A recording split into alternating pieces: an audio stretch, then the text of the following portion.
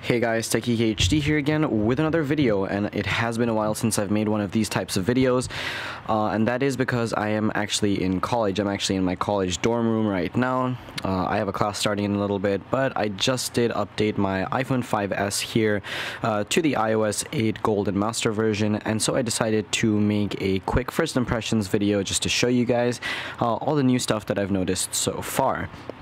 Now, a lot of these features you guys may have seen in the previous iOS 8 betas, but especially things such as the wallpapers, including the one that I'm using right now, were not included until I think the latest beta, if not just up till the Golden Master, which is what I'm running on my iPhone right now. Now, if you guys would like to update to this and get it early, I mean, it's only like a day early, but if you would like to get it early, then do let me know with a comment in the comment section below, and I will show you guys how to update your iPhone, iPod Touch, iPad, whatever, to the iOS 8 Golden Master version, which is basically just the pre-release fully completed version. Now, either way, let's get started and get straight on into the video. Alright guys, so I'm going to start this off by saying that in my opinion, this should have been a point upgrade.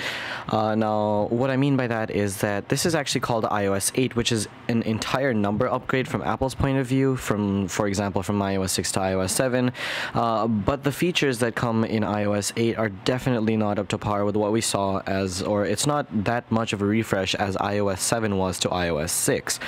So in my opinion, I think this should have been iOS 7.2, but I'm all up for Apple's naming strategy, whatever they go, as long as they get me my new features whenever I want them.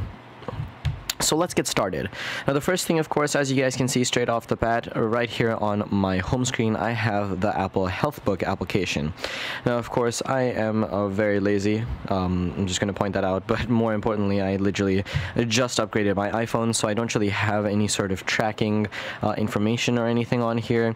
But of course, with as time goes on, with the Apple M7 co-processor in this phone and the Apple M8 co-processor in the iPhone 6 when I do upgrade to that, I'm pretty sure that I'm going to start to build up some sort of a progress bar inside of Healthbook.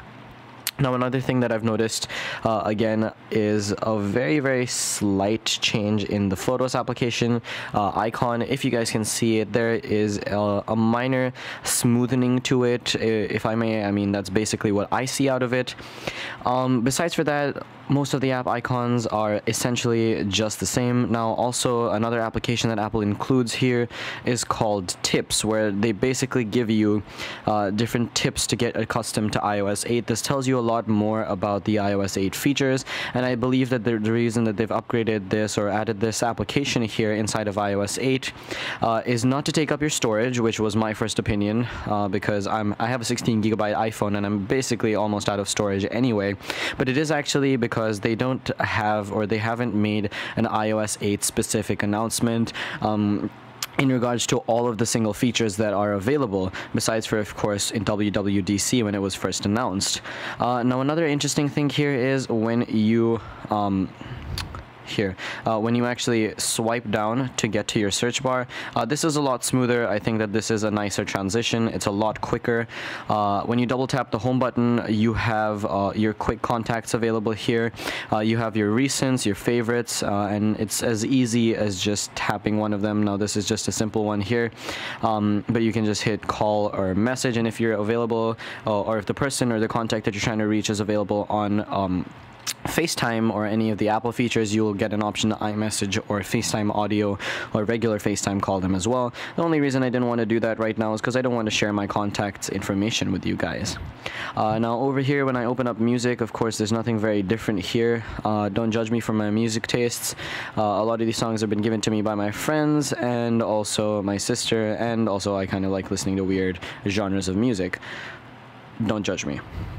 Alright, so besides for that, another interesting feature is if I come over here into messages, here was my, I was messaging my sister. Of course her name is not, or her number is not right there, but what I can actually do is press and hold this. It's kind of like a Snapchat thing where I'm trying to send a voice message over here. I can swipe up to send it or swipe to the left to cancel it. Of course I didn't really want to cancel that. I can do the same thing with over here. I can press and hold on the camera and record a message, or of course I just want to cancel that, so I would do that by just swiping to the left. I don't really want to send her that. She's probably going to get annoyed that I'm bugging her, which is probably in the middle of the night over there in India right now. Okay, now besides for that, again, one of the things that I know that a lot of people are interested in are the wallpapers. So over here, of course, we do have a bunch of new still wallpapers, which I actually really like. Apple always includes some really awesome wallpapers in every update of iOS and macOS 10. There are no new dynamic wallpapers, unfortunately, but in the stills, we do have a couple new ones. I like this one the best. It's the one that they've been demoing on all of their new phones. On the Apple homepage, you will find this one on the iPhone 6 Plus. And overall, it's just a nice selection. I think it's pretty nice. Now, one of the things I don't like about Apple's design for this update is the fact that when I double tap and when I swipe up, these contacts go away. I think that this is a very cluttered design. I think there's a lot going on. I like the fact that these contacts are here, but when I'm emptying applications, it's just annoying to see all of these different things happen all at once. Now, let me come back in over here to settings and I'll show you guys. I've generally kept the text on my phone rather big, but in iOS 7 it didn't go system-wide. In iOS 8, the increased font size is actually system-wide, and I think this is very useful, especially if you're if you find it hard to see really small text. If you have horrible eyesight like me, as you guys can see, I have glasses here. I can barely see without them, but thank you, Apple, for going that route. Now, again, this is just a first impressions video, so I didn't want to go very in-depth, so I'm thinking of ending it right here. If you guys would like to see something more in-depth, then again, please do let me know in the comment section below, and I will try my level best to get it out to you. Again, thank you all very much for watching this video. If you enjoyed it, I would appreciate a thumbs up. You can do that in the bottom left-hand corner of this video, over there somewhere, and again, I would really appreciate it. Also, if you guys would like to stay up to date with all of my latest HD content, please do remember to subscribe to the channel. It definitely does help me out, and it will keep you guys up to date with all my latest HD content, unboxings, reviews, technology related videos. I have actually just ordered a set of Audio-Technica ATH M50X headphones, so I should have an unboxing for that as soon as they get in, along with a lot more interesting content. So again, do remember to stay tuned, and the easiest way to do that is by hitting the subscribe button.